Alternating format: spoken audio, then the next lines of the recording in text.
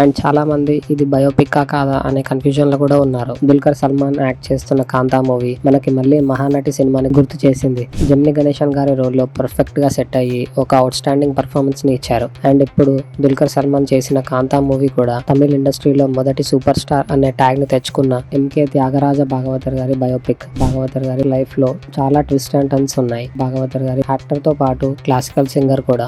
ఈయన 14 సినిమాల్లో యాక్ట్ చేస్తే 10 సినిమాలు బాక్స్ ఆఫీస్ హిట్స్. ఈయన యాక్ట్ చేసిన హరిదాస్ అనే మూవీ మద్రాస్ బ్రాడ్వే థియేటర్ లో 3 సంవత్సరాల పాటు సక్సెస్ఫుల్ గా రన్ అయిందంట.